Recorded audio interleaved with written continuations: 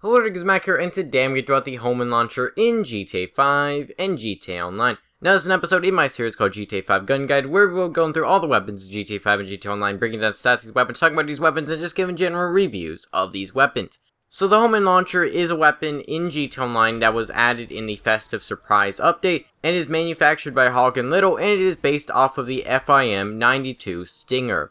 Now, it is a heavy weapon that can be purchased after completing the mission Minor Turbulence in the single player, and also it can be unlocked after installing the Festive Surprise update in GTA Online if you buy it for $75,000 in online, which is quite expensive, but it is a very, very powerful weapon, and one that is very crucial to your arsenal if you are a very low rank in GTA Online. Now, essentially, this weapon is sort of like an RPG, a single fire RPG, that also can lock on to people. That's pretty much the best way to describe this weapon. It can lock on to helicopters, sea vehicles, airplanes. It can lock on to jets, even vehicles like ground vehicles and stuff.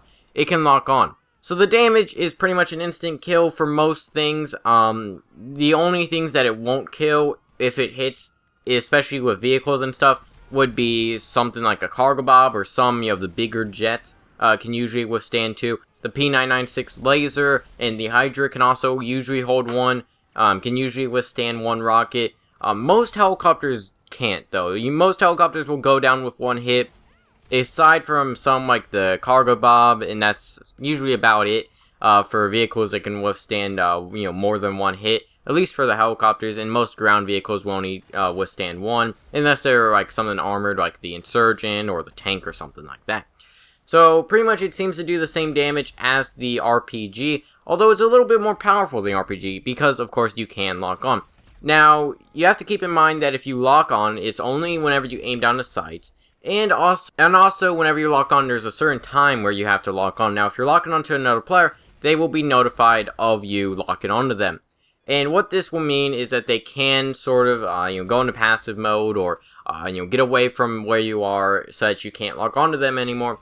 So you will have to wait quite a bit. Once the crosshair goes red, then that means that you can actually lock onto them. But if it's only green or yellow, then it won't work just yet, and it won't travel to the target.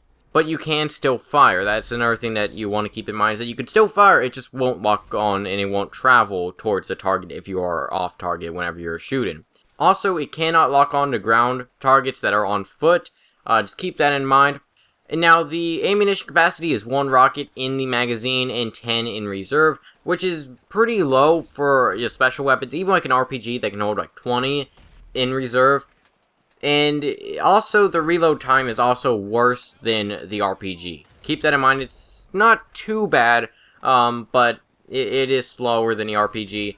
And also, it seems like, a lot of other stuff like the rate of fire is worse, mainly because it was actually nerfed in the Heist update, which they reduced the firing rate, they increased the reload time, and they increased the resilience of large capacity planes against it. One thing that you may be wondering is how long is the lock-on range? Now, how far away can the person be where you can still lock onto them? Now, that is actually 297 meters. I tested this out in free mode, and it's pretty much not 297 meters. So that means that if somebody is pretty far away from you at 297 meters, almost 300 meters, you can still lock onto them.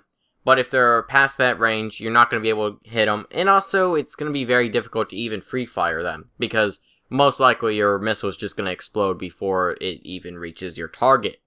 And also, one other thing, so pretty much this weapon is very, very powerful. You can unlock it very early on, at level 1 pretty much, once you get the money to buy it. And it's basically an RPG that is even more powerful than the RPG, because it can lock on, and it can also lock on to vehicles and stuff. And while this weapon is very, very powerful, I sort of like to use the RPG a little bit more, just because you can fire more shots downrange, you have more ammo in reserve, and it just feels nicer to me. I don't know what it is about the RPG, but it feels better. I guess maybe it's just because the HUD looks cleaner, because you don't have like the lock on, you don't have the beeps going on, and I just like the RPG a little bit better.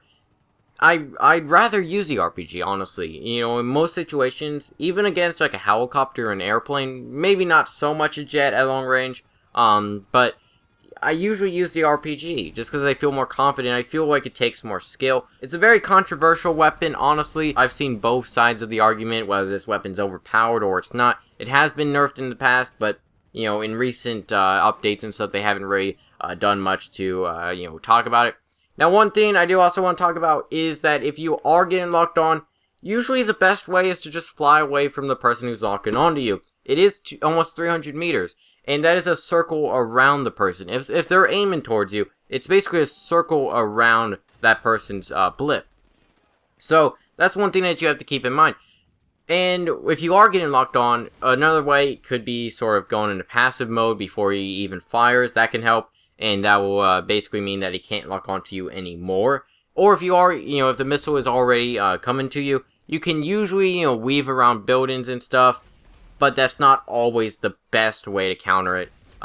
Pretty much the best way is to get away from whoever is locking onto you, or just fly away from them, which can be a little hard if you're, say, in a free roam battle and you don't know who exactly is locking onto you, because it doesn't tell you. So yeah, that's pretty much it for this. Let me know your thoughts on this in the comments. Also, I do want to talk about for a second that this is actually going to be the final episode of GTA 5 Gun Guide. Pretty much we've gone through every single weapon in GTA Online and GTA 5, aside from like the melee weapons and the throwables and stuff. We're really not going to do that. And, you know, I have thought about it in the past.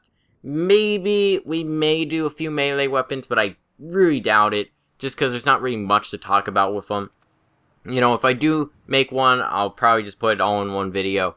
And then, basically, that's about it. You know, there's throwables, which I couldn't really talk about much in that either, and I think, you know, throwables are pretty self-explanatory. I don't think there's really anything that you need to know about them, because they are so different from each other. And also, yeah, the series is going to pretty much be ended off right here. Aside from, you know, whenever we get new DLCs and stuff, expect more gun guide videos on the DLC weapons. At least the actual guns, not the melee weapons. And also, expect a new series that's going to be starting up. It does relate to the weapons in GTA Online. It's a little bit different than Gun Guide, but I'm sure you guys will really enjoy it. That should be coming out very soon. And yeah, I've been working on that, you know, ever since I created this series. I've always wanted to do that. And I'll be talking about that in the future, in the very near future, actually. So look out for that. But leave me your thoughts on this weapon in the comments. Also, if you want to check out all episodes for the GTA 5 Gun Guide series, and last episode, which was on the railgun, there will all be links down in the description, so check that. And I hope you all enjoyed. Feedback so appreciated. I'll see you guys in the next video.